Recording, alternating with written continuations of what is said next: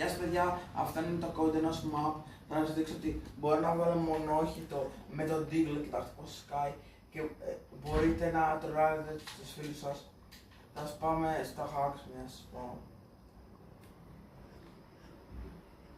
Πάμε λίγο στο hacks να σας τα δείξω.